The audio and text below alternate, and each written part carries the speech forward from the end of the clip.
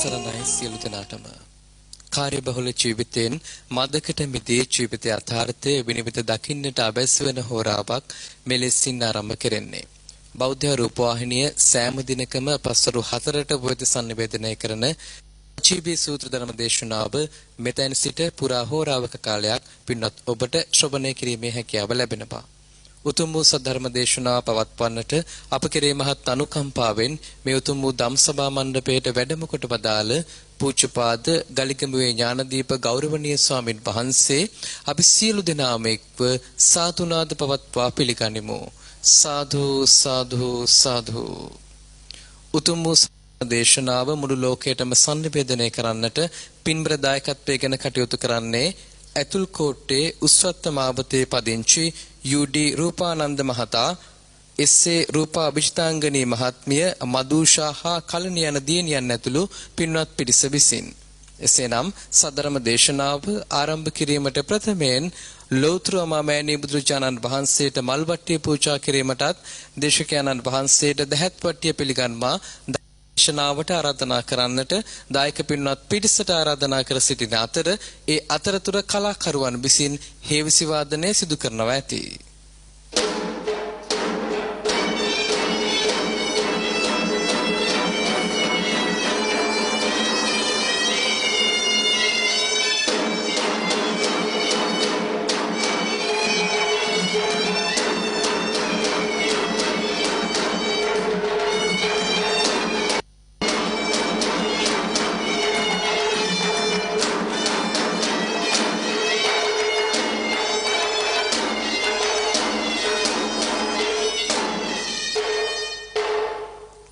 සාදු සාදු සාදු. සදරම දේශනාව ආරම්භ කිරීමට ප්‍රථමයෙන් පංචශීලයේ සමාදන් වීම සඳහා කවුරුත් සාදුනාද පවත්වා තෙවරක් নমස්කාරය කියමු. සාදු සාදු සාදු. නමෝ තස් භගවතු වරහතු සම්මා සම්බුද්දස්ස. නමෝ තස් භගවතු වරහතු සම්මා සම්බුද්දස්ස. නමෝ තස් භගවතු අරහතෝ සම්මා සම්බුද්දස්ස. බුද්ධං සරණං ගච්ඡාමි. බුද්ධං සරණං ගච්ඡාමි. ධම්මං සරණං ගච්ඡාමි. ධම්මං සරණං ගච්ඡාමි. සංඝං සරණං ගච්ඡාමි. සංඝං සරණං ගච්ඡාමි. ဒ ුතියං බුද්ධං සරණං ගච්ඡාමි. ဒ ුතියම්පි බුද්ධං සරණං ගච්ඡාමි. ဒ ුතියම්පි ධම්මං සරණං ගච්ඡාමි. ဒ ුතියම්පි ධම්මං සරණං ගච්ඡාමි. ဒ ුතියම්පි සංඝං සරණං ගච්ඡාමි. ဒ ුතියම්පි සංඝං සරණං ගච්ඡාමි. තතියම්පි බුද්ධං සරණං ගච්ඡාමි. තතියම්පි බුද්ධං සරණං ගච්ඡාමි. තතියම්පි ධම්මං සරණං ගච්ඡාමි. තතියම්පි ධම්මං සරණං ගච්ඡාමි. තතියම්පි සංඝං සරණං ගච්ඡාමි. තතියම්පි සංඝං සරණං ගච්ඡාමි. පාණාතිපාතා වේරමණී සික්ඛාපදං සමාදියාමි. පාණාතිපාතා වේරමණී සික්ඛාපදං සමාදියාමි. අදින්නාදාන වේරමණී සික්ඛාපදං සමාදියාමි. අදින්නාදාන වේරමණී සික්ඛාපදං සමාදියාමි. කාමේසු මිච්ඡාචාරා වේරමණී සික්ඛාපදං සමාදියාමි. කාමේසු මිච්ඡාචාරා වේරමණී සික්ඛාපදං සමාදියාමි. මුසාවාදා වේරමණී සික්ඛාපදං සමාදියාමි. මුසාවාදා වේරමණී සික්ඛාපදං සමාදියාමි. සුරාමේරය මජ්ජපමාදට්ඨානා වේරමණී සික්ඛාපදං සමාදියාමි. සුරාමේරය මච්ඡපමාදට්ඨානා වේරමණී සික්ඛාපදං සමාදියාමි. තිසරණේන සද්ධින් පංචශීලං ධම්මං සාදුකං සුරක්ෂිතං කତ୍වා අපමාදේන සම්පාදේත. ආමබන්තේ සාදු සාදු. සමන්ත චක්කවාලේසු අත්‍රා ගච්ඡන්තු දේවතා සද්ධම්මං මුනි රාජස්ස සුනන්තු සග්ග මොක්ඛදං ධම්මසවන කාලෝ අයං බදන්තා. ධම්මසවන කාලෝ අයං බදන්තා. ධම්මසවන කාලෝ අයං බදන්තා. සාදු සාදු. නමෝ තස්ස භගවතු අරහතෝ සම්මා සම්බුද්දස්ස. නමෝ තස්ස භගවතු අරහතෝ සම්මා සම්බුද්දස්ස. නමෝ තස්ස භගවතු අරහතෝ සම්මා සම්බුද්දස්ස. සාදු සාදු. වාසනාවන්ත පින්වතුනි, ඔබ හැම දිනම අද බෞද්ධ රූපවාහිනිය ඔස්සේ සජීවී මේ ධර්ම දේශනාවට එකතු වෙන මොහොත. හැතුල් කෝට්ටේ උස්සත්තමා නොම්බර 28 නිවසේ පදිංචි UD රූපානන්ද මහත්මයා, SA රූපා විජිතාංගනේ යන දෙපළ ඒ පින්වතුන් වගේම මදුෂා කලනි කියන ඒ දියණිවරු දෙදෙනා එකතු කරගෙන මේ පින්වතුන් තමයි මේ ධර්ම දේශනාවේ දායකත්වය දරන්නේ. ඒ හැම දිනාටමත් ධර්ම ශ්‍රවණය කරන ලක්වාසී ලෝවාසී හැම දිනාටමත් මේ ධර්ම ශ්‍රවණය නිවන් දොරටුවක් වේවා කියලා අපි මුලින්ම ආශිර්වාද කරනවා. පින්වතුනි, බුදුරජාණන් වහන්සේ වැඩ සිටිය කාලේ ධර්මය අවබෝධ කරන්න පුළුවන් පින් ඇතුව ඉපදිච්ච අය හිටියා. හැබැයි හැමෝටම නිවන් දකින්න ලැබුණේ නැහැ. බොහෝ දෙනෙකුට සෝවාන් වෙන්න, අනාගාමි වෙන්න පවා පින තිබ්බ අය උත්සාහ නොකිරීම නිසා, ප්‍රමාදේ නිසාම පිරිහිලා පෘතජ්ජනව හැටියට මිය පරලොව ගියා. සමහරු අදටත් අපායවල වල වැටි වැටි දුක් විඳ විඳ යනවා ඇති. දේශනාවල සඳහන් වෙනවා, දවසක් බුදුරජාණන් වහන්සේ රජගහ නුවර නගරේ පිණ්ඩපාතේ වඩිනකොට වයසක දෙන්නෙක්, සිහි කල්පනාවක් නැහැ, තැටි දෙකක් අරගෙන පාරේ යනවා, පිස්සුවෙන් වගේ හිඟමන යනවා. බුදුරජාණන් වහන්සේ මේ පිරිනිවන් පාන්න ආසන්න කාලේ වෙච්ච සිදුවීම. බුදුරජාණන් වහන්සේට මේ දෙන්න දිහා දැක්කහම අනුකම්පා සහගත සිනහවක් පහළ වුණා. දැන් සිනහ පහළ වෙනවා කියපුවාම හිතෙන්න පුළුවන් ඉතින් අනුකම්පා සහගත හිනාව අපිට පුරුදු නැන්නේ. අපේ එක එක හිනාවල් තියෙනවා. අපහාසයට, උපහාසයට එක එක හිනා අපිට තියෙනවා. බුදුවරු එහෙම සිනහ පහළ කරන්නේ නැහැ. බුදු කෙනෙක් සිනහ පහළ කරනවට ධර්මයේ කියන්නේ හසිතුප්පාදේ කියලා. බුදු කෙනෙක් සිනහ පහළ කරනකොට සතර දලදාවන්ගේ අග විවර වෙනවා. ඒ සතර දලදාගෙන් සුදු බුදු රැසක් පැන නගිනවා. ඒ සුදු පාට බුද්ධ රශ්මිය බුදුරජාණන් වහන්සේගේ සිරස වටේ තුන් වලල්ලක් ප්‍රදක්ෂිනා වෙලා එහෙම අහසට පැන නැගලා අහසේ නොපෙනී යනවා. ආනන්ද හාමුදුරුවෝ පිටිපසින් වැඩිය. ආනන්ද හාමුදුරුවෝ දැක්කා බුදුරජාණන් වහන්සේගේ දත් අගෙන් විහිදෙන සුදු බුදු රැස සිරස වටා ප්‍රදක්ෂිනා වෙලා අහසට පැන නගිනවා. බුදු සිනහ පහළ කරන්න විශේෂ ධර්ම කාරණයක් මතු කරන්න ඕනේ වුණාම ඊළඟට බුදුහාඳුරු බණ කියනකොටත් සතර දලදාග විවර වෙනකොට සුදු බුදු රැස් විහිදෙනවා. ආනන්ද හාමුදුරුවෝ අහනවා, ස්වාමීනි භාග්‍යතුන් වහන්සේ සිනහ පහළ කරේ කුමන හේතුවක් නිසාද? බුදුරජාණන් වහන්සේ වදාලා, ආනන්ද මෙන්න මේ දෙන්න අඳුරනවද බලන්න කිව්වා. අර දෙන්න ඔහේ පිස්සුවෙන් වගේ පාරේ තැටි දෙකක් අරගෙන ඇවිදගෙන යනවා. ආනන්ද හාමුදුරුවෝ බලාගෙන ඉන්නකොට ආනන්ද හාමුදුරන්ට මතක් වුණා, අනේ ස්වාමීනි භාග්‍යතුන් වහන්සේ අපි බොහෝ කාලයකට පෙර කියන බුදුහාමුදුරුවෝ බුදු වෙලා වැඩම කරපු මුල් කාලේ ඒ හිටිය ධනවත්ම සිටුවරයයි සිටු දියණියයි. බොහොම ධනවත්. සිටු තනතුර ලැබෙන්නේ නගරේ ඉන්න ධනවත්ම කෙනාට. බුදුරජාණන් වහන්සේ වදාලා, ආනන්ද ඔබ හරියට හරි කියෝ. ඒ දෙන්න තමයි කියෝයි. මේ දෙන්නා තරුණ වයසේ ධර්මය අවබෝධ කරන්න වීරිය ගත්තනම් අනාගාමී වෙන්න පින තිබ්බ දෙන්නෙක් කියෝ. තරුණ කාලේ උත්සාහ කරේ නැහැ. මැදි වයසේ ධර්මය අවබෝධ කරන්න වීරිය කරා නම් සකදාගාමී වෙන්න පින තිබ්බ ඒ උත්සාහ කරෙත් නැහැ. වයසට ගිහිල්ලා හරි සිහි කල්පනාව තියෙන කාලේ ධර්මාවබෝධයට උත්සාහයක් ගත්තනම් අඩුම ගානේ සෝවාන් වෙන්න හරි පිනක් තිබ්බා කියෝ.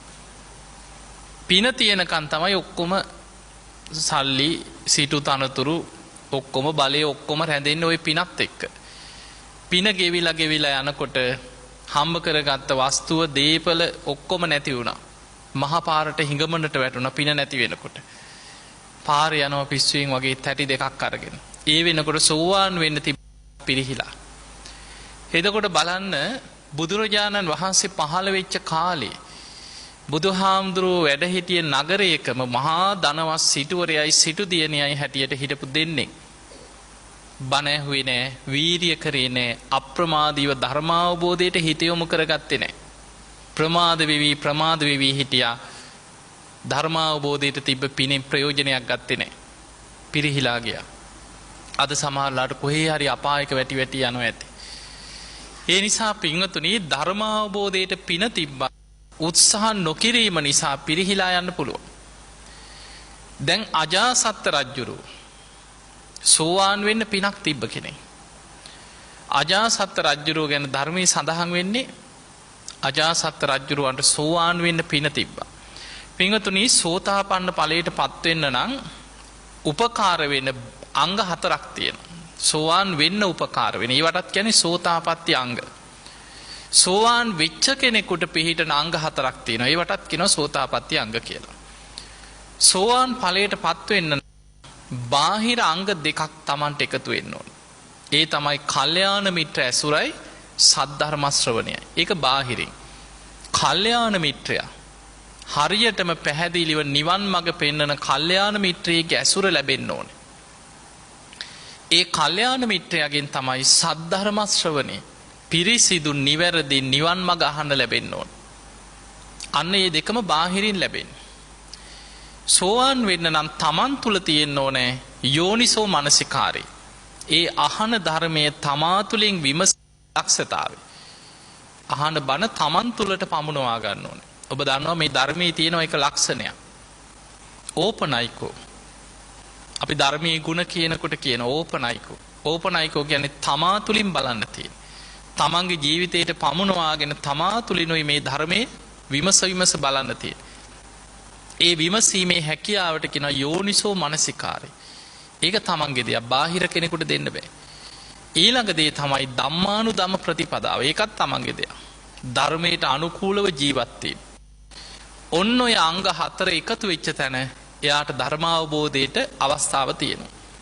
හැබැයි අජාසත් රජුරවන්ට සෝවාන් වෙන්න පින තිබ්බට කල්යාණ මිත්‍රයා මුණ ගැහෙන්න කලින්ම හම්බුනේ පාප මිත්‍රයා. එතනයි වැරදුනේ.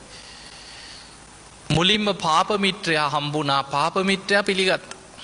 මෙයා තමයි වැඩකාරයා කියලා දේවදත්ත හාමුදුරන්ට අහු වුණා. එතකොට පාප මිත්‍රයාගෙන් අහන්න ලැබුණේ සද්ධර්මෙ නෙමෙයි අසත් ධර්මෙ. තාත්තා මරලා රජවයන් කීවා. ධර්මයේදී අසත් ධර්මෙ. මම බුදුරජාණන් වහන්සේව ඝාතනය කරලා මං එතනට යනවා කියලා. ඒක බලන්න කරන්න පුළුවන් දෙයක්ද? හැබැයි ඒ විදිහට ඔළුව හදලා සම්පූර්ණයෙන් අසත් ධර්මයේ තුල ඔහුව යොමු කෙරෙව්වා. මුලදී බුදුහාඳුරන්ට හරි අතුරුකම් කරා. දැන් බලන්න මේ අජාසත් රජුරුවන්ගේ ජීවිත කතාවෙන් අපිට ජීවිතේ හැදෙන කෙනෙකුට ගොඩාක් කරුණු තියෙනවා. දැන් බුදුරජාණන් වහන්සේ මරන්න දුනු ශිල්පීන් යෙදෙව්වා. ඒ රජුරුවන්ගේ දුනු ශිල්පී දේවදත්තත් එක්ක එකතු වෙලා බුදුහාඳුරු මරන්න සැලසුම් කරා.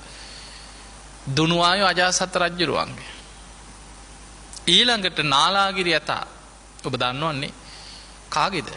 අජාසත් රජුරුවන්ගේ හිටපු හස්තිය රාකල පෝල හින්දුවෙන් ඇල්ලා බුදුහාඳුරන්ට අනතුරක් කරන්නේ අතහැරි. එතකොට මුලදී බුදුහාඳුරන්ට එච්චර හතුරුකම් කරා. දේවදත්ත හරි කියලා පිළි අරගෙන දේවදත්තත් එක්ක එකතු වෙලා බුදුහාඳුරන්ට අනතුරු කරන්න නොඒක් උත්සාහ කරා. ඒ අතරේ දේවදත්තගේ මේ උපදෙස් අහලා තමන්ගේ පියාණන් ඒ වෙනකොට සෝවාන් වෙලා හිටිය බිම්බිසාර රජුරු මේ බුද්ධ ශාසනයේ බුදුහාඳුරන්ට පළවෙනිම ආරාමේ හදලා පූජා කරේ බිම්බිසාර රජුරු වනේ. තමන්ගේ රාජකීය උයන තමයි කුටි සෙනසුන් හදලා පූජා කරේ. ඒ රජුරුවන්ව තමයි වද දීලා කන්න නොදී හිර කරලා වද දීලා මැරුවා. දැන් ඔබ හිතන්න ඔය වගේ දැන් සාමාන්‍යයෙන් අද පෘථග්ජන කෙනෙක් හිතන හැටි බුදුහාමුදුරුවෝ රහතන් වහන්සේලා කල්පනා කරපු විදිහයි අතර වෙනස බලන්න. දැන් මේ සෝවාන් වෙච්ච රජුරුව බුදුහාමුදුරන්ගේ මුල්ම කාලේ අග්‍රදායකයා තමයි බිම්බිසාර. බුදුහාමුදුරන්ට පළවෙනියටම තමන්ගේ රාජකීය උයන කුටි සෙනසුන් හදලා පූජා කරපු රජුරුව. ඒ රජ්ජුරුවන්ව තමයි අජාසත්ත වද දීලා මරන්නේ. දැන් වෙන කෙනෙක් නම් ওই සිදුවීමෙන් පස්සේ පන්සලට එන එක තහනම් කරනවනේ අජාසත්තටනේ. එන්න දෙන්නේ පව ඒ පව්කාරයට පන්සලටවත් කියලා. බුදුහාඳුරෝ මහා කරුණාව කියන්නේ බුදුහාඳුරෝ දන්නවා කොහොම හරි කෙනෙක් වැරදි තේරුම් ගත්තට එයාට මහා කරුණාවෙන් බුදු කෙනෙක් පිහිට වෙනවා. ආනන්තරී අකුසලයේ කියන්නේ ආයි නිවැරදි කරන්න පුළුවන් දෙයක්ද? බෑ. විපාක දීලමයි අවසන් වෙන්නේ. කොහොමත් මරණින් මත්තේ කල්පයක් අපායි. ඒක වෙනස් කරන්න බෑ කාටවත්. අජාසත් රජ්ජුරුවන්ට වැඩේ වැරදුනාට පස්සේ තේරුණා. පස්සේ බුදුහාඳුරු මුණ ගැහෙන්න ඇවිල්ලා දවසට දෙතුන් අතා බුදුහාඳුරු මුණ ගැහෙන්න එනවා. හිතා ගන්න උපදෙස් ඉල්ලනවා. බණ අහනවා. ලොකු උත්සාහයක් ගත්තා. හඬා පසු තැවි විශාල උත්සාහයක් ගත්තා හිත හදාගන්න. බුදුරජාණන් වහන්සේ ගොඩාක් දේශනා අජාසත් රජ්ජුරුවන්ට විස්තර කර බණ කිව්වා. දවසක් බුදුරජාණන් වහන්සේ මුණ ගැහෙන්න ආව අජාසත් රජ්ජුරුවෝ. තමන්ට තියෙන ධර්ම ගැටලු අහනකොට බුදුහාඳුරු විස්තර කර රජ්ජුරුවන්ට එදා බණ කිව්වා. හොඳට අහගෙන ඉඳලා බණ අවසන් වෙලා කියනවා සාමීනි මට දැන් රාජකාරී වගේක් තියෙනවා. මං ඉක්මනට යා යුතුයි කියලා වන්දනා කළ නැගිටලා ගියා. එතනින් පිටත් වුණාට පස්සේ බුදුරජාණන් වහන්සේ වදාලා ආනන්ද අජාසත් රජ්ජුරුව පීට්ටු ඝාතන අකුසලයේ නොකරා නම් අද මෙතනින් නැගිටින්නේ සෝවාන් වෙලා කියෝ. එතකොට සෝවාන් වෙන්න පින තිබ්බා. සෝවාන් වෙන්න අවශ්‍ය කල්යාණ මිත්‍ර සේවනයේ සද්ධර්ම ශ්‍රවණයත් එදා ලැබුණා. හැබැයි ඒ වෙනකොට අකුසලයේ කෙරිලා ඉවරයි. අකුසලලා හිටියේ. සෝවාන් වෙන්න බැරි වුණා. ඊට වඩා ආනන්තරී අකුසලයේ කියන්නේ ගරුක කර්මය. ඒක තමයි මුලටම මතුවෙන කර්මය. ප්‍රබලයි. ඒ අකුසලයෙන් වැහිලා තිබ්බේ. එතකොට එදා සෝවාන් වෙන්න අවශ්‍ය බුදුහාමුදුරුවන්ගේම පිරිසිදු ධර්මය අහලත් සෝවාන් වෙන්න පින තිබ්බ කෙනාට අර අකුසලේ නිසා එක වැහිලා ගියා. අජාසත් රජුරෝ බුදුහාමුදුරුවෝ පිරිනිවන් පෑවා කියලා දැනගත්ත වෙලාව 3 වතාවක් සිහිසුන් වුණා කියලා. බේත් ඔරු 3ක මස්සල තමයි අජාසත් රජුරවන්ට බුදුහාමුදුරුවෝ පිරිනිවන් පෑවා කියලා දැනුම් දීලා සිහිය ගත්තේ. රාජකීය වෛද්‍යවරු අජාසත් රජුරෝගේ ලෙඩ රෝග ඔක්කොම දන්නවා. කතා වුණා මේ පණවිඩේ ආරංචි වුණාට පස්සේ කතා වුණා කොහොමද රජුරවන්ට මේක කියන්නේ පපුව පැහිලා මැරෙයි. වෛද්‍යවරු සාකච්ඡා කළ බෙහෙත් ඔරුවක් හදලා රජුරවන්ට කිව්වා සිනිඳු සලුවක් ඇඳගෙන කරවටක් බෙහෙත් ඔරුවට බහින්න කිව්වා. අජාසත් රජුරවන්ගේ බෙහෙත් ඔරුවට බැස්සුවා. බස්සලා අත් දෙක එකතු කරලා වැඳ ගන්න කිව්වා. ඔරුව පිටින් හැරෙව්වා කුසිනාරාව දිසාවට. අමාත්‍යවරු සියලු දෙනා ඒ පැත්තට හැරිලා වැඳගත්තා. වැඳගෙන කිව්වා රජතුමනි බුදුරජාණන් වහන්සේ මල්ල රජදරුවන්ගේ උපවර්තන ශාල වනෝද්‍යානි පිරිනිවන් පෑවා කිව්ව. එහෙම සිහි නැති වුණා. 3 වතාවක් බෙහෙත් උරු 3ක බැස්සුවා කියන සිහිය ගන්න. නැවත සිහිය එනවා ආයි සිහි නැති වෙනවා. එතකොට සද්ධා අන්තිමට වේළුවනාරාමයට ගිහිල්ලා බුදුහාමුදුරන්ගේ ගන්ධ කුටිය තිබ්බ තැන බිම හවස් වෙනකම් පෙරලි ඔළුව ගගහ හඬා වැළපුණා කියලා. ඊට පස්සේ හිත හදාගත්ත මං දැන් ඇඬුවා කියලා ආයි බුදුහාමුදුරුවෝ ආයි මට දකින්න ලැබෙන්නේ නැහැ. හැබැයි බුදුරජාණන් වහන්සේගේ ශාරීරික ධාතුන් වහන්සේලා මම ඉල්ල ගන්නවා. ජීවමාන බුදුහාමුදුරන්ට වගේ මං චෛත්‍ය හදලා පුද පූජා කරනවා කියලා සේනාවත් අරගෙන පිටත් වුණා. දුන්න නැත්නම් යුද්ධ කරලා හරි ගන්න ගියා. එහෙම යනකොට අජාසත් රජුරෝ විතරක් නෙමෙයි තව රජවරු ගොඩක් සේනා අරගෙන ඇවිල්ලා ධාතුන් වහන්සේලා ඉල්ලන්.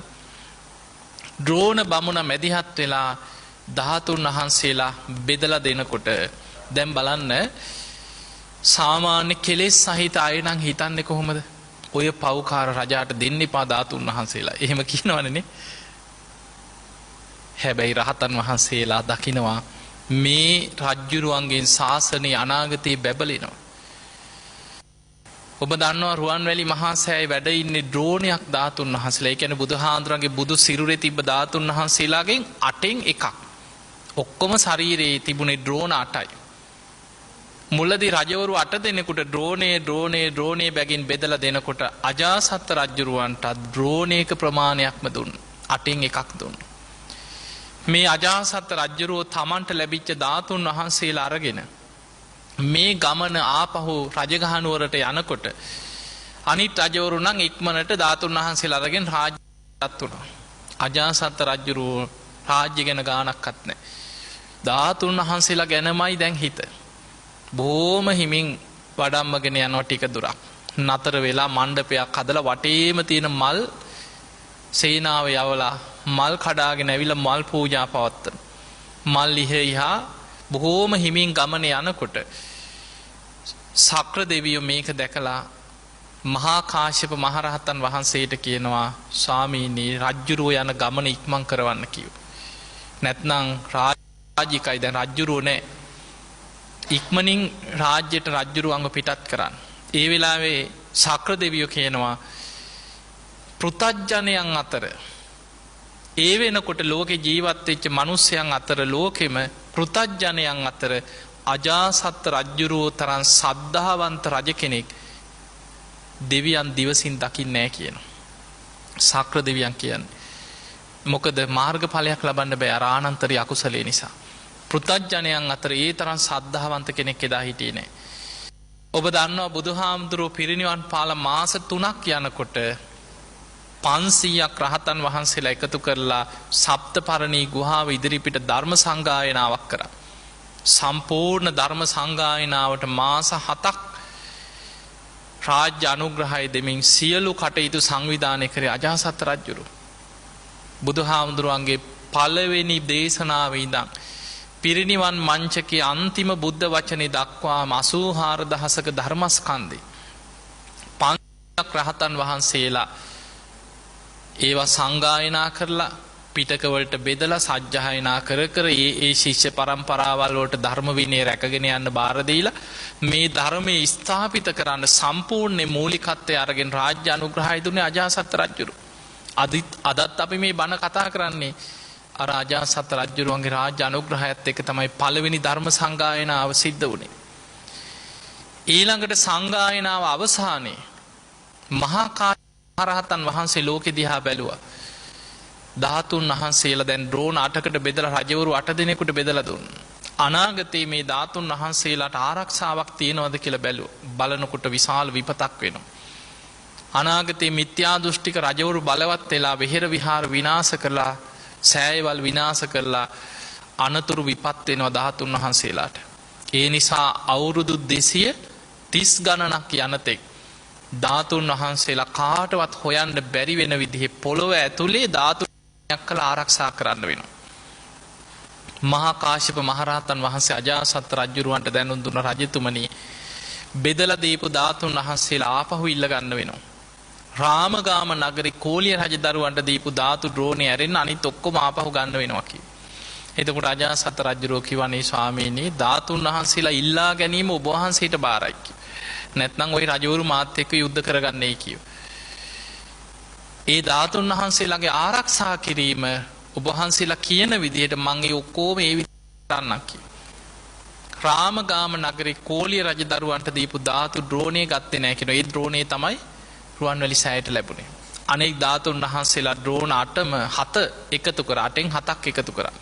එකතු කළ රජගහනුවර පොළොව ඇතුලේ රහතන් වහන්සේලා 이르දියෙන් ගල් පර්වතයක් අතුරුදහන් කරලා එතනින් පොළොව ඇතුළට හාරලා ඇතුලේ චෛත්‍යයක් බැඳලා පොළොව ඇතුලේ ධාතු නිදානයක් කරා.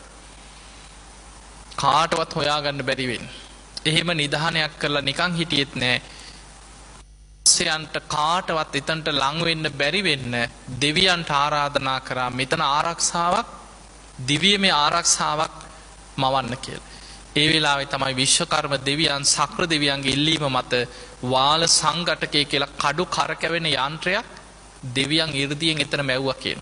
පොළොව ඇතුලේ අර ධාතු නිදානයේට ඉහළින් හැම වෙලෙම කඩු වගේ කැරකි කැරකි තියෙන යන්ත්‍රයක් කාටවත් ලං වෙන්න බෑ ළඟට.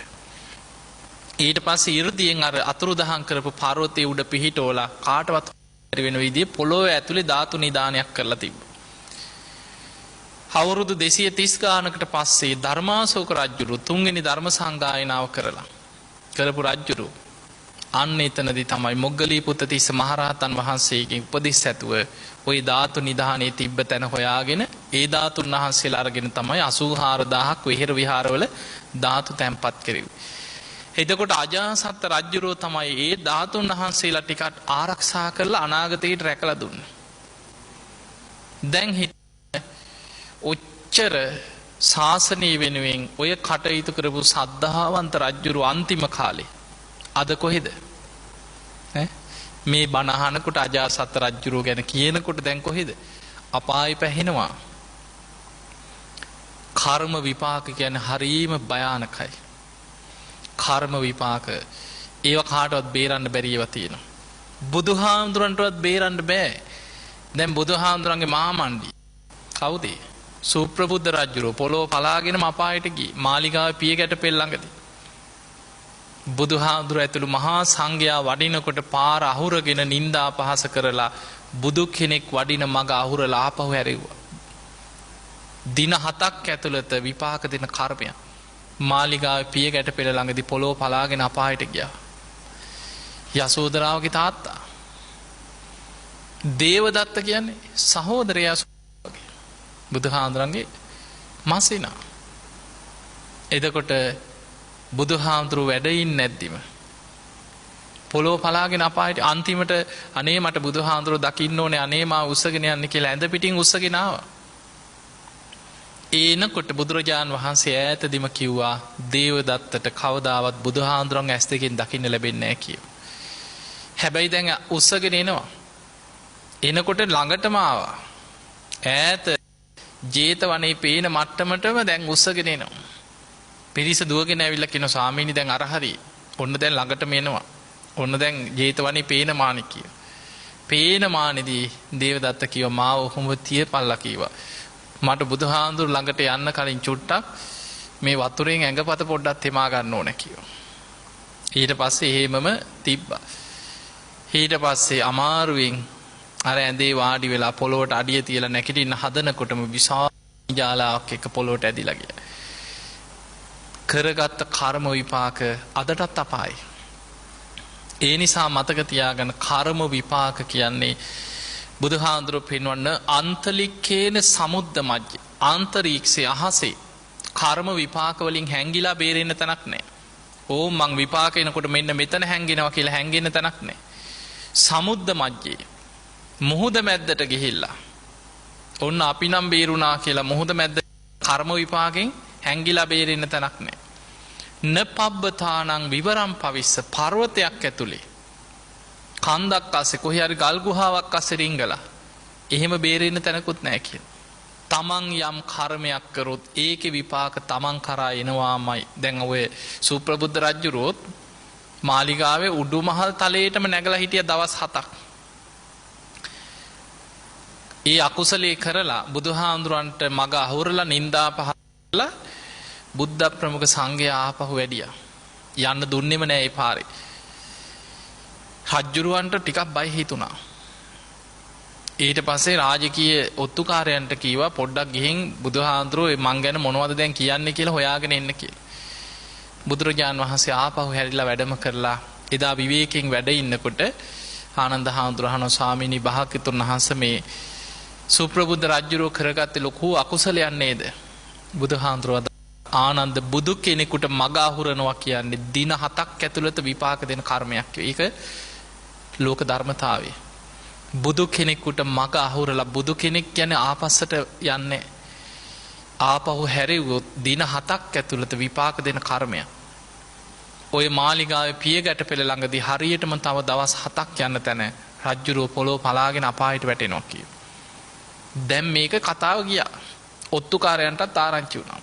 ඔත්තුකාරයෝ රජුරවන්ට කිව්වොන් රජුරෝ ගැන මෙන්න මෙහෙම කතාවක් බුදුහාඳුරු කියලා තියෙනවා. රජුරවන්ට බයකුත් ආව. රජුරෝ බය නිසා මොකද කරේ? කට්ටිය එකතු කරලා කිව්වා මම මේ මෙහෙම කියනවලු. මම ඕක බොරුවක් කරනවා. එහෙම කියලා මාලිගාවේ උඩම තට්ටුවට දවස් 10කට 15කට සති දෙකකට විතර කන්න බොන්න පුළුවන් බඩු කෑම බීම වතුර ඔක්කොම ඇද්දා. හැදලා රාජබටයන්ට කීවා කිසිම හේතුවක් නිසා මාව පහළට එක්කන් එන්න බෑ. මට පණවිඩ ගේන්නත් බෑ. මම දවස් 7 පහුවෙලා තමයි පල්ලෙහාට එන්නේ. එතකොට ඔය ශ්‍රමණ හාමුදුරන්ට කිව්වා ඔය ශ්‍රමණය ඔය බුදු වුණා කීවට බොරුකාරයෙක් කියලා මිනිස්සුම නින්දා කරයි. කෝ දවස් 7න් අපාය යනවා කීවට කෝ ගියේ නෑනේ කියලා මං ඒ නිසා පල්ලෙහාට බහින්නේ නෑ කියලා නැග්ගා උඩටම නැගලා හිටියා. දවස් 2 3 4 ගෙවුණා. දවස් 7 දැන් 7 වෙනි දවස. එදා කර්ම විපාක කියන්නේ කර්මයක් විපාක දෙන්න තියෙනකොට මොන විදියට හරි පරිසරයක් හැදෙනවා. රජ්ජුරුවන්ගේ ඇතා කුලප් වුණා. අස්සයක් දුවනවා මාලිගාව වටේ දුවනවා. රජ්ජුරුවන්ගේ හස්තියා රජන්ට ඇද්ගුවන්ට කීකරුත් නැහැ. මාලිගාවේ බිත්ති වලට අනිනවා, තාප පෙරලනවා, මාලිගාව වටේ දුවනවා ඇතා කුලප් වෙලා. රජ්ජුරුව උඩින් ඉඳන් කෑ ගැහුවා ඇද්ගුවට ඇහෙන්නෙත් නැහැ. උන් හිටි තැන් අමතක වුණා. පල්ලෙහාට පඩිපෙලෙන් බැහැගෙන එනකොට රාජබටයෝ ඉන්නවා. තල්ලු කරගෙන පල්ලෙහාට ආවා. ඇවිල්ලා පොළොවට අන්තිමටම බැහැලා අඩිය තියෙනකොටම විශාල ගිනි ජාලාවක් ඇදිලා ගියා පායට. එතකොට අපිට පේනවා මේ කර්ම විපාක දෙනකොට ආයි අහසේ හැංගෙන හෙව්වට ඒ වෙලාව වෙනකොට මොන ක්‍රමයකට හරි ඒකට කැරකිලා යනවා. කර්ම විපාක කියන්නේ ඒ වගේ. දැන් ඔබ දන්නවා ඊළඟට මහා කාශ්‍යප මහරහතන් වහන්සේ උන්වහන්සේ පිරිනිවන් පානකොට උන්වහන්සේගේ දේහය තාම තියෙනවා කියලා තියෙනවා. ඔබ අහලා ඇති එතනට කියන්නේ කුක්කුට පාද කියලාද කියනවා. මේ ඉන්දියාවේ රජගහ නුවර පැත්තෙන් යන්න තියෙනවා විශාල උඩ තියෙනවා ගල් පර්වත 3ක් මැද්දේ තමයි උන්වහන්සේ පිරිනිවන් පෑවේ. පිරිනිවන් පෑවට පස්සේ අර පර්වත 3ම එකට හේතු වෙලා උන්වහන්සේගේ දේහය වැහිලා ගියා. හැබැයි මහා කාශ්‍යප මහරහතන් වහන්සේ පිරිනිවන් පාන්න පෙර අදිෂ්ඨාන දෙකක් කරා.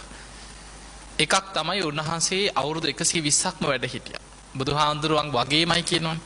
බුදුරජාණන් වහන්සේ පිරිනිවන් පෑවට පස්සේ මුළු ශාසනයම වගකීම අරගෙන කටයුතු කරේ මහා කාශ්‍යප මහරහතන්. පිරිනිවන් පාන දවසේ උන්වහන්සේ කල්පනා කරා අජාසත් රජුරෝ තමයි ඒ වෙනකොට ඉන්න ශාසනයේ බබලවපු ඒ වෙනකොට හිටපු රජවරු අතර සද්ධාවන්තම රජුරු. අජාසත් රජුරවන්ට කියලාම යන්න ඕනේ. නැත්නම් රජුරෝ දරා ගන්න බැරුව මැරෙයි. ඒ තරම් සද්ධාව. මාලිගාවට ගියා. යනකොට දවල් රජුරෝ පුරුද්දක් තියෙනවා ආහාර අරගෙන හොඳට නිදා ගන්න. නිදාගත්තට පස්සේ රජුරුවන් ඇහැරවන්න යන්නේ. සමහරු ඉන්නෝනේ ඇහැරවුනට කේන්ති යන අයනේ. නිින්දෙන් ඇහැරවන්න ගියාම කේන්ති යන අය ඉන්නේ. අමාත්‍යවරු බයයි.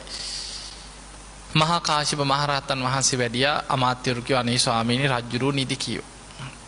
රජුරුව ඇහැරිනකම් ඔබ වහන්සේ වැඩ ඉන්න කිව්වා. බයයි අමාත්‍යවරු ඇහැරවන්නේ. හිටියා ටික වෙලාව පිරිනිවන් පාන වෙලාව ලඟ වෙනවා. උන්වහන්සේ ආපහු වැඩියා. වැඩම කරලා සංඝයා පිරිවරා පිරිනිවන් පාන මේ පර්වතයේ ළඟට වැඩම කරා. වැඩම කරලා මහා කාශ්‍යප මහරහතන් වහන්සේ අහසට පැන නැගලා පෙළහර පානකොට සක්‍ර දෙවියන් පර්වත 3 මැද්දේ ඇඳක් පැනෙව්වා කියනවා. සත්රුවණින් ඇඳක් මැව්වා. සතරවරන් දෙවියන් 4 දෙනා 4 දිශාවෙන් ඇවිල්ලා පහන් 4ක් ඇඳේ 4කුණ පහන් 4ක් දල්වනවා. දෙවියන් අහසේ ඉඳන් මල් ලිහිනවා. මහා කාශ්‍යප මහරහතන් වහන්සේ පෙළහර පාලා අර ඇඳ අසලට අහසලට වැඩම කරලා සිවුර ඒකාංශ කළ පොරෝගත්තා. මොකද්ද පොරෝගෙන ඉන්න සිවුර? බුදු කෙනෙක් දරාගෙන හිටිය මහා පාංශකුල චීවරය. ඒක පොරවන්න පින ලැබුණේ සාරිපුත්ත හාමුදුරන්ටවත් මුගලන් හාමුදුරන්ටවත් නෙමෙයි. මහා කාශ්‍යප මහරහතන් වහන්සේට. ඒ සිවුර නිසා මහා පොළොව කම්පා වුණා දේවතාවක්. දැන් බලන්න බුදු කෙනෙක් බුදුහාමුදුරන්ට රජවරු සිට ඕන තරම් සිවුරු පිරිකර පූජා කරන්න අය ඉන්නවා. හැබැයි බුදුහාමුදුර කල්පනා කරා මම සංඝයාට අනුග්‍රහ පිණිස මම පාංශකුල සිවුරක් දරන්න ඕන. බුදු ඇසින් දැක්ක පුන්නා කියලා 16ක් මැරිලා මලකුණ සුදු රෙදි කඩ කොතලා ගිහිල්ලා සොහනට දාලා දැන් දවස් ගාණක් ඒ රෙදි කඩේ තිබක් පණුව හිටියා කියලා තියෙනවා. බුදුහාමුදුරුවම වැඩියා සොහනට වැඩම කරලා අර පණුව පිරිච්ච රෙදි කඩ අතින් අල්ලනකොට මහ පොළොව ගිගුරුන් දෙමින් කම්පා වුණා කියලා. හස්තයෙන් එකින් එක පණුව ඉවත් කරලා බුදුරජාණන් වහන්සේ අර රෙදි කඩ අතට ගන්නකොට සක්‍ර දෙවියන් පැම් පොකුණක් මවනු. ඒ පැම් පොකුණෙන් මේ රෙදි කඩ හෝදාගෙන පිරිසිදු කරලා ශ්‍රී හස්තේම රෙදි කඩ පිරිසිදු කරගෙන ඒක සිවුරක් කරලා පොරෝනකොට දෙවනි වතාවට මහ පොළොව කම්පා වුණා. බුදු කෙනෙක් එහෙම සිවුරක් හදාගෙන පොරෝනකොට ඊළඟට තුන්වෙනි වතාවට මහ පොළොව කම්පා වෙනවා. බුදුරජාණන් වහන්සේ මහා කාශ්‍යප මහරහතන් වහන්සේ සමග එදා විවේකයෙන් අන්දවනයට වැඩම කරපු වෙලාවේ මහා කාශ්‍යප මහරහතන් වහන්සේ තමන්ගේ සිවුර බිම එලලා බුදුහාඳුරන්ට ආසනයක් පැනෙව්වා. බුදුරජාණන් වහන්සේ ආසනයේ මත වැඩ ඉඳලා ශ්‍රී හස්තයෙන් අර සිවුර මහා කාශ්‍යප හාමුදුරන්ගේ සිවුර අතින් පිරිමැදලා කියනවා මහා කාශ්‍යප ඔබේ සිවුර හරි සිනිඳුයි, හරි පහසුයි. ඒ වචනේ බුදු මුවින් කියනකොට මහා කාශ්‍යප මහරහතන් වහන්සේ නැගී ඉඳලා වන්දනා කරගෙන කියනවා ස්වාමීනි භාග්‍යවතුන් වහන්සේ ඔබ වහන්සේ මගේ සිවුර පිළිගන්න සේක්වා. තථාගතයන් වහන්සේ ඔය සිවුර පිළිගන්න සේක්වා. ස්වාමීනි භාග්‍යවතුන් වහන්සේ දරාගෙන ඉන්න ඔය චීවරේ දැන් බොහොම ගොරෝසුයි රළුයි. තථාගතයන් වහන්සේට දැන් ඒ වෙනකොට බුදුහාමුදුරු ගොඩක් දැන් පිරිනිවන් පාන ආසන්න කාලේ. ඔබ වහන්සේ දැන් බොහෝ වයෝවෘද්ධයි. ඒ නිසා මගේ සිවුර පිළිගන්න. එතකොට බුදුහාමුදුරු අහනවා මහා කාශ්‍යප එතකොට ඔබ පොරවන්නේ? බුදුරජාණන් වහන්සේ දරාගෙන ඉන්න ඔය මහා පාංශුකුල චීවරේ මට දෙන්න කියෝ. බුදුරජාණන් වහන්සේ නැගී ඉඳලා ඇඳගෙන හිටපු සිවුර ගලවලා මහා කාශ්‍යප හාමුදුරන්ගේ අතට දුන්නා. මහා කාශ්‍යප හාමුදුරන්ගේ සිවුර අරගෙන බුදුහාමුදුරු පොරවගත්තා. සිවුරු මාරු කරගෙන පොරවනකොට තුන්වෙනි වතාවට මහ පොළොව ගිගුරුම් දෙමින් කම්පා වුණා කියලා. ඒ බුදු කෙනෙක් දරාගෙන හිටිය මහා පාංශුකුල චීවරය අදටත් ඒ පර්වත තුන මැද්දේ මහා කාශ්‍යප මහරහතන් වහන්සේගේ දේහේ පිරිනිවන් පාපු දේහේ ඉතිලා වැඩ ඉන්නවා. මහා කාශ්‍යප වහන්සේ සිවුර ඒකාංශ කළ පොරෝගෙන සිංහසෙයියාවෙන් සැතපීලා පිරිනිවන් පානකොට අදිෂ්ඨාන දෙකක් කරනවා. එකක් තමයි උන්වහන්සේ පිරිනිවන් පායවට පස්සේ අර පර්වත තුනම හේතු වෙලා දේහේ වැහිලා යනවා. ආයි කාටවත් පේන්නේ පාත්‍රයක් මුණින් නැවුවා වගේ පර්වතය ඇතුලේ වැහි යනවා. රජ්ජුරුව හවස නැගිට්ටට පස්සේ ආරංචි වෙනවා. මහා කාශ්‍යප හාමුදුරු මාලිගාවට වැඩියා කවුරුත් ඇහැරෙව්වේ නැහැ. අනේ උන්වහන්සේ පිරිනිවන් පෑවා. රජ්ජුරුව තුන් වතාවක් සිහිසුන් වෙනවා. අර බුදුහාමුදුරු පිරිනිවන් පෑවට පස්සේ සිහිසුන් වුණා වගේ. රාජකීය වෛද්‍යවරු බොහොම අමාරුවෙන් සිහිය ගන්න. ඊට පස්සේ රජ්ජුරුව අඩාගෙන වැළපීගෙන පර්වතයේ ළඟට ඇවිල්ලා පර්වතයට වඳිනකොට පර්වතයේ විවර වෙලා අජාසත් රජ්ජුරුවන්ට දේහේ දැකගෙන වන්දනා කරන්න ලැබේවා කියලා අදිෂ්ඨානයක් කරා. දැන් බලන්න මේ අර කලින් බුදුහාඳුරට හතුරුකම් කරපු රජ්ජුරුව නේද? බුදුහාඳුරු මරන්න සැලසුම් කරපු රජ්ජුරුව නේද? බුදුහාඳුරන්ට ආරාමයක් හදලා පූජා කරපු අජාසත් මේ බිම්බිසාර රජ්ජුරුවන්ව මරපු වද දීලා මරපු රජ්ජුරුව. හැබැයි ඒ වෙනකොට ජීවිතේ ගොඩක් වෙනස් වෙලා ශාසනයට ගොඩාක් උදව් කරපු සද්ධාවන්තම රජෙක් වෙලා.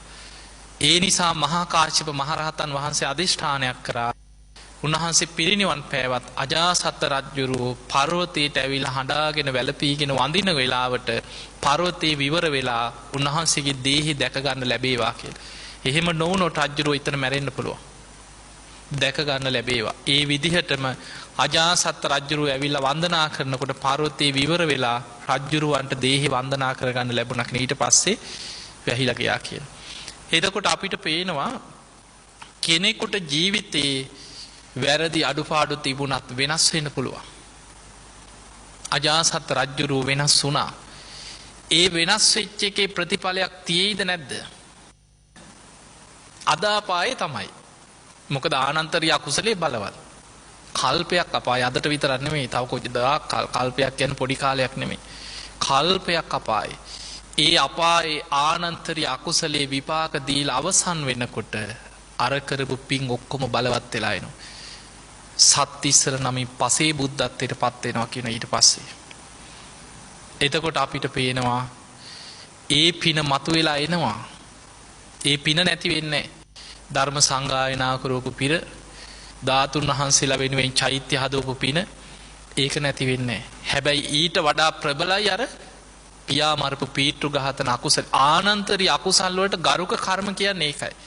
අනෙක් සියලු පින් යටපත් කරගෙන මංචකයේ මුලටම මතුවෙලා ඊළඟ ජීවිතයේ විපාකේ අනිවාර්යෙන් ලැබෙන කර්ම තමයි ආනන්තරීය කර්ම. ඒ ආනන්තරීය අකුසල විපාක දීලා ඉවර වුණාට පස්සේ අර කරපු පින් විපාක දෙනවා. ඒ නිසා පින්වතුනි වැරදි අඩුපාඩු තිබුණා කියලා සමහරව හිතනවා දැන් ඉතින් අපි දෙන්න කාලයක් නැහැ. දැන් ඉතින් ඉතින් මොනව කරන්නද? ඌට කතාත් කියනවා නහයිට උඩින් අඟලක් ගියත් එකයි අඩියක් ගියත් එකයි. දැන් ඉතින් කොහොමත් අපි අපායනේ. කොයි මැරෙනකන් ඉතින් ওই විදිහටම ඉන්නවා. ඔහොම කියා මැරෙන්න වැටෙනකම්ම Tamanට හැදෙන්න පුළුවන් වෙලාවෙත් හැදෙන්න නැතුව ඉන්නවා. නිසා කෙනෙකුට ධර්මයේ ලැබුණට පස්සේ වයසට ගිහිල්ලා හරි කමක් නැහැ. නුවණ තියෙනවනම් අද ඉඳන් මං හැදෙනවා කියලා හිතුවොත් එතන ඉඳන් ධර්මයේ තුල බැබලීම. බුදුරජාන් වහන්සේ පෙන්නනවා කෙනෙක් අකුසල් කර කර ප්‍රමාද වෙවි ඉඳලා යම් දවසක ධර්මයේ අහලා හිතනවා අද ඉඳන් මං ධර්මයේ කරා යනවා. වලාකුලින් මිදිච්ච පුන් සඳක් වගේ කියලා එතන ඉන්න. අකුසල් කර කර ඉන්න තාක්කල් වලාකුලෙන් වැහිලා ඉන්නේ. සඳ බැබලෙන්නේ නැහැ එතකොට. අකුසලෙන් වැළකීලා යා සීලයක පිළිපිටනවා. අද ඉඳන් මං සීල් රකින්නවා. අද ඉඳන් මං බණ අහනවා. අද ඉඳන් මං පින් කරනවා. අද ඉඳන් මං ධර්ම මාර්ගයේ හැසිරෙනවා කියලා ජීවිතේ ධර්මයට වෙනස් වෙනවා හැරෙනවා. එතන ඉඳන් වලාකුලින් මිදිච්ච පුන් සඳ වගේ ධර්මයේ තුල බැබලීගෙන යනවා කියන. මතක තියාගන්න මරණ චකේ අන්තිම මොහොතේ ගිනිදැල් පෙනිච්ච ධනංජානි කියලා කෙනෙක්. ඔබ අහලා ඇති. මජ්ක්‍ධිම නිකායේ තියෙන ධනංජානි කියලා සූත්‍රය. ඉන්නකම් පව්කම් කරලා මැරෙන්න වැටෙනකොට ගිනිදැල් පෙවුණා කියන. අන්තිම මොහොතේ සාරිපුත්ත හාමුදුරුවෝ පෙර පිනකට ළඟට ආවේ. සිහිය තිබ්බ නිසා සේවකයෙකුට කිව්වා අනේ ඔබ සාරිපුත්තයන් වහන්සේ හොයාගෙන යන්න. උන්වහන්සේ මට අනුකම්පා කරයි.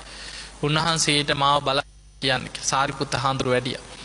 සාරිපුත්ත හාමුදුරුවෝ කරුණු කියද්දි පුදුම වීරියෙන් හිත පිහිටවාගෙන මේ ධර්මයේ මෙනෙහි කරලා අන්තිමට මරණ මංචකේ හිත එකඟ වුණා බණහනකොට. මරණයට පත් වෙලා ධනංජානි කියලා බ්‍රහ්ම දේවතාවෙක් වෙලා බඹලෝ පහළ වුණා. හැබැයි සාරිපුත්ත හාමුදුරුවෝ එන්න කලින් පණ ගියා නම් අපායේ. නිරේට යන්න හිටපු කෙනාට අන්තිම මොහොතේ මරණ මංචකේ ධර්මයේ හිත පිහිට බඹලව උපදින්න පුළුවන් වුණා. ඒ නිසා සමහර ඒවා තියෙනවා මේ බුද්ධ ශාසනය තුල මේ මැරෙනකොට ධර්මයේ සිහි කළ රහත් වෙනවා. අන්තිම මොහොතේ හරි ධර්මයේ හිත පිහිටෙවුවොත් ඒ ට්‍රැකවරනේ තියෙන. දැන් ඔබ අහලා ඇති අර දාරුචීරිය.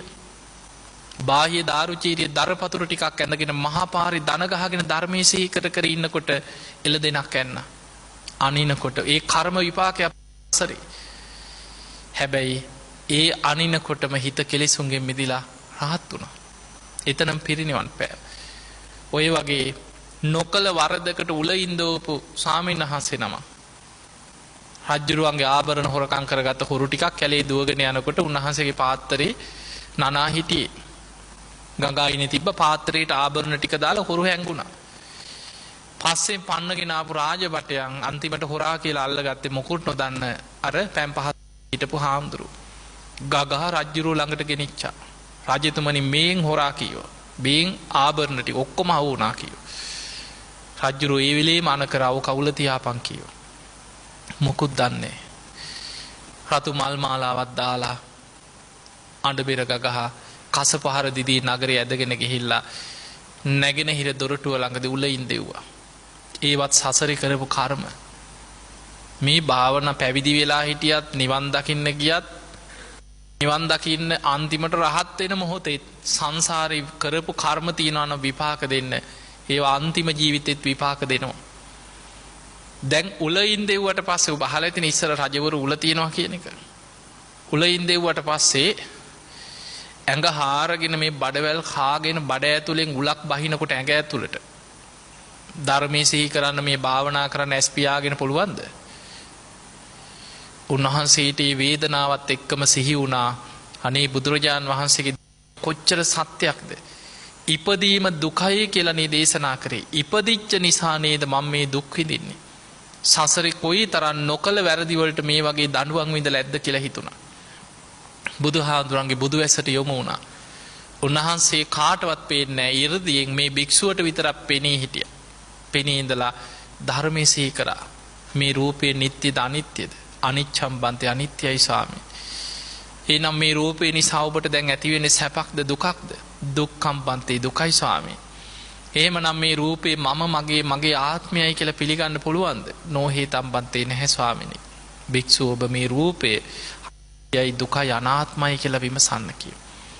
වේදනා සංඥා සංඛාර විඥාන පංච උපාදානස්කන්ධය අනිත්‍ය වශයෙන් බලන්න කියනවා. අමාරු තැනක්. අර වේදනාව මැඩගෙන අනිත්‍ය සිහි කරා උල උඩම රහත් වුණා. උල උඩම පිරිනිවන් පෑවා. එතකොට බලන්න මොකක් හරි කර්මයකට දඬුවමක් ලැබිලා උලින් දෝපු වෙලාවේ එතන ධර්මයේ සිහි කළ රහත් උන්නේ නැද්ද? රහත් වුණා. ඒ උල ඇඟ හාරගෙන බහින කොටත් ධර්මයේ සිහි කළ උල උඩම රහත් වෙලා පිරිනිවන් පෑවා. සාමාවතිය ඇතුළු 500ක් ගින්නෙන් පිච්චෙනකොට ඒ වේදනාව තුල වේදනානුපස්සනාව අනිත්‍ය සිහි කර අනාගාමි වෙලා සුද්ධාවාස බඹලව ඉපදුණා. ඒ නිසා මතක තියාගන්න අපට ජීවිතේ කරදර ප්‍රශ්න ගැටලු එනකොට එතනමයි ධර්මයේ සිහි කරන්න තියෙන්නේ. සමහරු කරදර එනකොට කරදර වලට බනිනවා. ඕම් පින් කරලා අපිට වෙච්ච දේ කියලා කරදර වලට බනිනවා. පිනටත් ගරහ කරනවා. ඒ කරදර එනකොට හිතන්න මේක තමයි ජීවිතේ. බුදුහාඳුරෝ දේශනා කරේ මේක සැපක් කියලාද? ඉපදීමත් දුකක්. ඉපදිච්ච දවසේ ඉඳන් කරදර විපත් ලෙඩ වෙනවා, වයසට යනවා, කොච්චර හොඳ කරත් බැනුම් අහන්න වෙනවා. ප්‍රියයන්ගෙන් වෙන්වීමේ දුක, අප්‍රියයන් එක්ක එකතු වීම, කැමති දේ නොලැබීම, ශෝක පරිදේව දුක්ඛ දෝමනස් උපායාස කොච්චර අපි අඬලා ඇද්දනේ. කොච්චර කෑ ගගහ පපුවට ගගහ ඌක් තියතිය සිහි නැතු වැටලා නැද්ද? කොච්චර අඬනවද මිනිස්සු? හූල්ලනවා, උපායාස සුසුම් හෙලනවා. ඕක තමයි ජීවිතේ. එතකොට මේ තුල මේක දුකක් කියලා බුදුහාඳුරෝ අපිට කරදර එනකොට හිතෙන්න ඕනේ අනේ ධර්මයේ කොච්චර සත්‍යයක්ද? බුදුහාඳුරෝ දේශනා කරේ මේක දුකක් කියලා නේද? ඉපදිච්ච නිසා නේද මම මේ දුක් විඳින්නේ? ඕක හිතෙන්නේ නැහැනේ බොහෝ දෙනෙකුට. ඕන් අපි පින් කරලා අපිට වෙච්ච දේ කියලා හිතන්නේ. ඒ නිසා දුක දුකක් හැටියටම දකින්න. කරදර එනකොට එතනමයි ධර්මයට යන්න තියෙන පාර. ඒ කරදර Tamanට ආශිර්වාදයක් කරගන්න. දැන් තිසා ගෝතමියගේ අර දරුවා මැරිලා මත් දන්නවනේ. නොමල ගියකින් අබ හොයාගෙන ගියේ. අඬා ළමයා උස්සගෙන කෑ පිස්සුවෙන් වගේ දුවගෙන ගියා. දැන් නිකන් ඒක විපතක් තමයි. තිසා ගෝතමියට අපිට අනේ පව් එකම ළමයා අපි හිතන්නේ. ඒක එහෙම තමයි. හැබැයි ඒ විපතම Tamanට ආශිර්වාදයක් වුනේ නැද්ද? එදා තිසා ගෝතමියගේ දරුවා නොමරුණා නම් අදත් දරුවෝ හද කොහේ හරි මිනිහාගෙන් කුටි කකා හරි කොහේ හරි සසරේ දුක් විඳ අද කොහේ හරි ඉන්නවා. අපායක වෙන්න පුළුවන්. තිරිසම්මව කුසකින් ඉපදිලා වෙන්න පුළුවන් අද කොහේ හරි. එතකොට තිසා ගෝතමියට රහත් වෙන්න නිවන් දකින්න ආශිර්වාදයක් උනේ අර විපත නෙමෙයිද? ඒ වගේ සමහර විපත් එනවා හරියට අපි ඒක ධර්මයට අනුව දැක්කොත් ඒකම ධර්මාවබෝධයට ආශිර්වාදයක් කරගන්න පුළුවන්. අපිට කරදර බාධා එනකොට ධර්මයේ හිතන්න. එතනින්ම ධර්මයේ ඇතුළට යන්න. එතනමයි අපිට ධර්මාවබෝධයට ධර්මයේ කරා යන්න පාර තියෙන්නේ. ඒ නිසා එන හැම කරදරයක්ම හැම විපතක්ම ධර්මාවබෝධයටම ආශිර්වාදයක් කරගන්න. සුගතියක් හැටියට තියෙන මනුස්ස ලෝකේ ඉපදිලත් අපිට මෙහෙමනම් අපායකට වැටුනොත් කොහොම තියෙයිද? ඒ නිසා අත්ත දීපා අත්ත සරණ අනඤ්‍ය සරණ තමා තමාව දූපතක් කරගන්න. ධර්මයේ සරණ යන ධම්ම දීපා ධම්ම සරණ අනඤ්‍ය සරණ. සසරින් මිදෙන්න වීරිය වඩන්න. ඉතින් ඒ පිණිස ඔබ හැමදෙනා මේ ධර්ම දේශනාව දායකත්වයේ ධර්මින් විශාල පිරිසකට බණහන්න සැලැස්වීමේ ධර්ම දානමේ පිනත් ඔබ හැමදෙනාටම ධර්මාවබෝධයට ආශිර්වාදයක්ම වේවා කියලා අපි ආශිර්වාද කරනවා. ඒ වගේම බෞද්ධ රූපවාහිනියෙන් සජීව බණහපු සදහැවතුන්ට අපි දැනුම් දෙනවා ඇසලපුන් පොහෝ දවසේ 14 වෙනිදා සීල සුවාරණ අපේ ගිලන් භික්ෂු මධ්‍යස්ථානයේ දවස පුරා සදහම් වැඩසටහනක් පැවැත්වෙනවා. ඉදින්ට බක්කුල මහා සෑයේ ගර්භයේ අපි ප්‍රතිමා කටයුතු පිරිස් සජ්ජායනා මැද ආරම්භ කරනවා 4 කොටුවේ නිර්මාණ කටයුතු ආරම්භ කරනවා එදා පොයේ දවසේ. ඉතින් දවස පුරා සීල් ගන්න කැමති බණහන සදහැවතුන්ට හොරණ සීල සුවරණ අපේ ගිලන් භික්ෂු මධ්‍යස්ථානයේ පැවැත්වෙන සදහම් වැඩසටහනට එකතු වෙන්න අපි ආරාධනා කරනවා. ළඟට පින්වතුනි අද මේ ධර්ම ශ්‍රවණයෙන් ඔබ රැස් කරගත් සියලු දෙවියෝ සාදුකාර දෙදී මේ පින් අනුමෝදන් වෙත්වා. දෙවියන්ගේ පිහිට රැකවරණ ආශිර්වාදේ ඔබ හැම දිනාටම ලැබේවා කියලා අපි ආශිර්වාද කරනවා. හැතුල් කෝට්ටේ උස්වත්ත මාවත නොම්බර 28 නිවසේ UD රූපානන්ද මහත්මයා එසේ රූපා විජිතාංගනේ යන දෙපළ ඒ පින්වතුන් තමයි මේ දායකත්වය දරන්නට යෙදුනේ. ඒ වගේ මදුෂා කලනි කියන දියණිවරු දෙදෙනාත් සම්බන්ධ කරගෙන ඉතින් මේ මහා පින්කම සිදු කරගත්ත ඒ හැම දිනාටම ධර්මාවබෝධයටම මේ පින ආශිර්වාදයක් වේවා කියලා ආශිර්වාද කරනවා. මීට වසර 4කට පෙර ලෝ සැපත් ඔරලින් පීරිස් සෙනවිරත් මෑණියන්ට ඒ වගේම එසේ ඇඩ්වින් පියාණන්ට UD සිරිල් මාමණ්ඩිය PK ගුණවතී නැන්දනියට නෙල්සන් මහප්පා එසේ හේමලතා සොහිරු ඇතුළු සංසාරගත සියලු ඥාතීන්ට පින් දීම අරමුණ. තීනන් සඳහන් කරපු ඥාතීන් වගේම ඔබ හැම දෙනා නම මිය පරලෝකීය සියලු ඥාතීන් සාදුකාර දෙදී අනුමෝදන් වෙත්වා. ඒ ඥාතීන්ගේ පරලොව ජීවිත සැපවත් වේවා සුවපත් වේවා සසර දුකින් අත මිදේවා කියලා සාදු කියලා පින් දෙන්න. පවුලේ සියලු දෙනාටම සහෝදර සහෝදරියන්ට සුජීවත්ව ඉන්න හැම දෙනාටම දූදරු ඥාති හිත මිත්‍ර ආදී හැම දෙනාම නිදුක් වේවා නිරෝගී වේවා සුවපත් වේවා ධර්මාවබෝධයටම හැම දෙනාටම මේ පින ආශිර්වාදයක් වේවා කියන ආශිර්වාදය. දේශකයන්න් වහන්සේට ඒ වගේම ඇතුල් කෝට්ටේ පරිවේනාධිපති හලගල ස්වාමීන් වහන්සේ ඇතුළු පූජනීය මහා සංඝරත්නයටත් මේ ධර්ම ශ්‍රවණ මේ පින නිදුක් නිරෝගී සම්පන්නිය පිණිසම ආශිර්වාදයක් වේවා කියන ආශිර්වාදය. රට වෙනුවෙන් දිවි පිදූ රණවිරුවන්ට පින් අනුමෝදන් කිරීම, ඒ වගේම පාස්කු ඉරිදා පසුගිය ඒ ශාස්ත්‍ර ප්‍රහාරයෙන් මියගිය පිරිසට පින් අනුමෝදන් කිරීම, කොළඹ 7 ශ්‍රී ජිනේන්ද්‍රාරාම විහාරස්ථානයේ විහාරාධිපති අපවත් වදාළ පූජනීය සරණංකර නායක හාමුදුරන් වහන්සේ හා ධම්මතිලක ස්වාමීන් වහන්සේට පින් අනුමෝදන් ඉමාරමුණ. ඒ වගේම බෞද්ධ නාලිකාවේ නිර්මාතෘ අතිපූජනීය දරණාගම කුසල ධම්මනායක හාමුදුරන් වහන්සේ ඇතුළු ඒ අපවත් වදාළ පූජනීය මහා සංඝරත්නයේ ප්‍රාර්ථනීය බෝධියකින් උතුම් නිවනටම පත් වේවා කියලා සාදු කියලා පින්නේ. ඔබ හැම දෙනාමත් ධර්ම ශ්‍රවණයක ලක්වාසී ලෝවාසී හැම දෙනාමත් නිදුක් වේවා නිරෝගී වේවා සුවපත් වේවා කියලා අපි ආශිර්වාද කරනවා. ඔහොම වැඳ ගන්න. අභිවාදන සීලිස්ස නිච්ඡං වද්ධා ප්‍රචායිනෝ චරෝ ධම්මා වඩ්ඩಂತಿ ආයුවන්නෝ සුඛං බලං ආයුරාෝග්‍ය සම්පatti සග්ග සම්පatti මේවච අතෝ නිබ්බාන සම්පatti මිනාතේ සමිච්ඡතු. හැම දිනාම නිදුක් වේවා නිරෝගී වේවා සුවපත් වේවා සුවපත් වේවා සුවපත් වේවා හැම දිනාටම තෙරුවන් සරණයි. සාදු සාදු සාදු.